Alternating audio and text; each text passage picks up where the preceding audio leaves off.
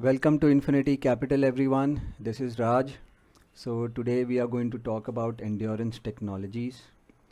So, as the lockdown eases up, uh, based upon my analysis, I believe that auto ancillaries and all the other economy stocks should start doing well because once lockdown restrictions ease up, we will see some sort of traction in hard asset companies, companies like auto ancillaries.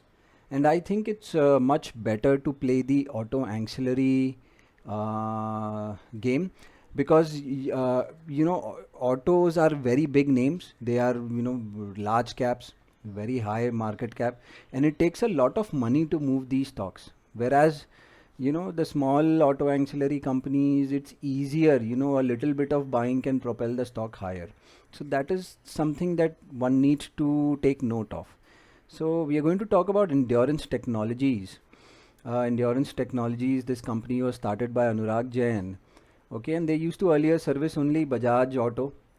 So they used to make aluminium die casting, and post that then they started other segments also. So they are the largest aluminium die casting company in India. Something to take note of, that if you want to play in the market on the short term, it is always good to be with a market leader, and there is a reason for that.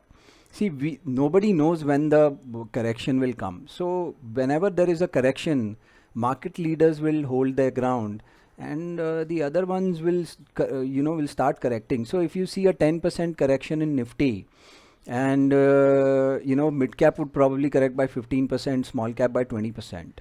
So if your stock is a market leader, the stock will only correct 15-20%. But if it's not a leader, it will go on to correct by 40-50%, 35-40%, and then after correcting 40%, it becomes very difficult for the stock to recover quickly. So that is something that one needs to also take note of.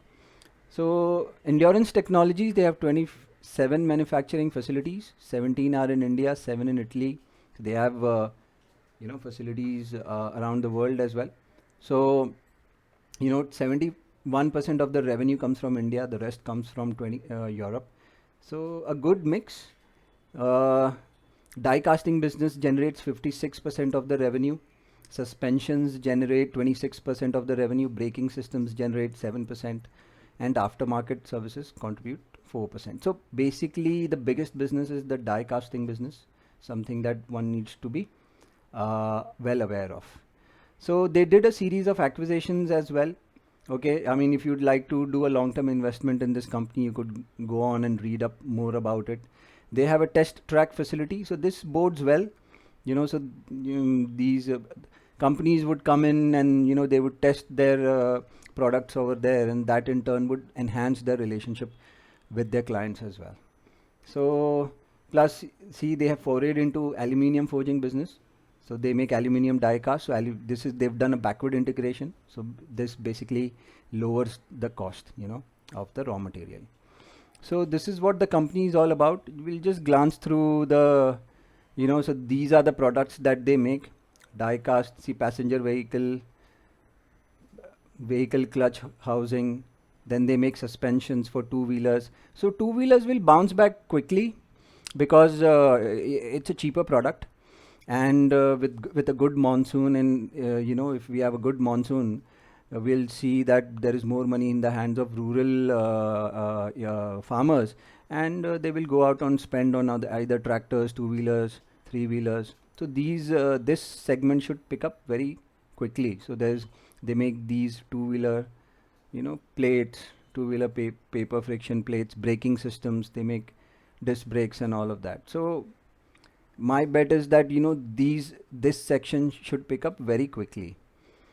Let's look at the shareholding pattern. Only about 1.64 percentage of the stock is out to be traded with people. So this is amazing, guys. I mean, there's not enough shares out to be traded. So I mean, investors are not ready to sell this stock. This is such a high quality company.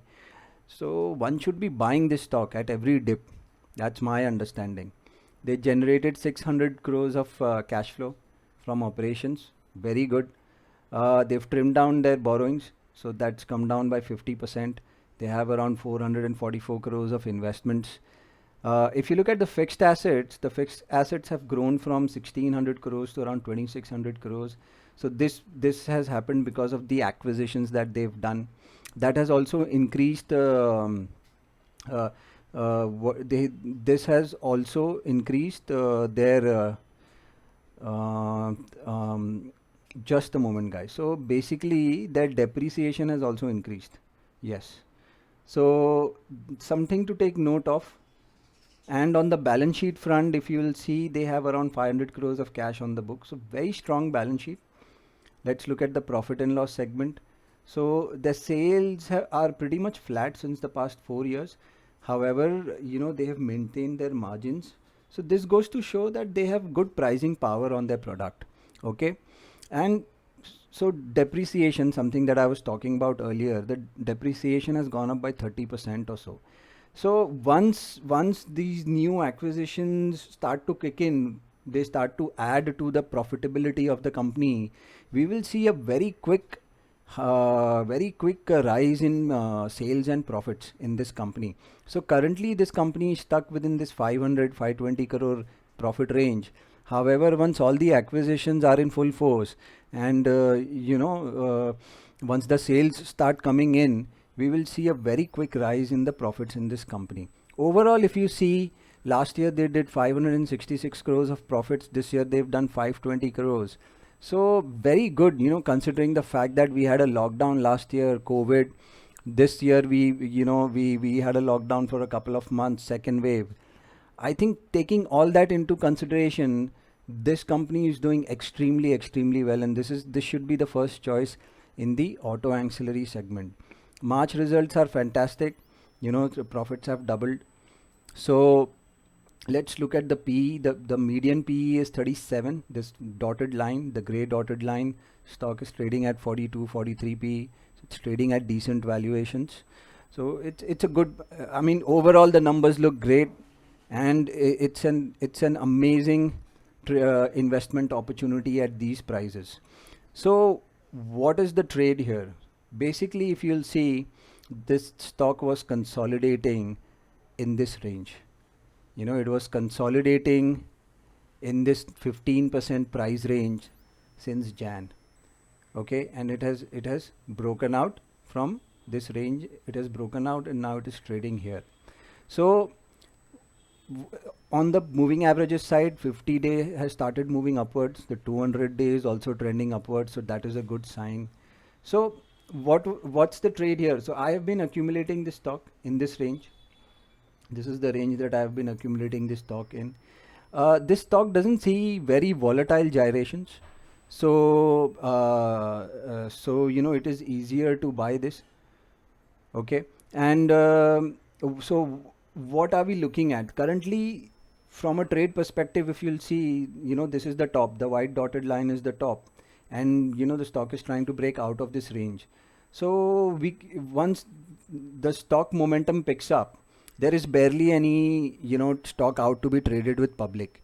So once the supply side gets taken care of, we will see a very explosive move in Endurance Tech. If you see this week also, this whole week, the stock has been trending higher, and if you see that up weeks are on higher volume, the down weeks are on lower volume. So looking at everything, looking at the numbers, looking at the shareholding pattern, looking at everything, I think this stock should have a very explosive move very soon. I'm going to keep it for the next 6 months or so, see how it does. We have accumulated in this level. We're going to keep it for the next 2 quarters and see what sort of earnings come in. Because if the earnings start kicking in, we can see a big explosive move in this stock. So this is the analysis, guys. Quick disclaimer: this is not a buy-sell recommendation. This is for educational purposes only.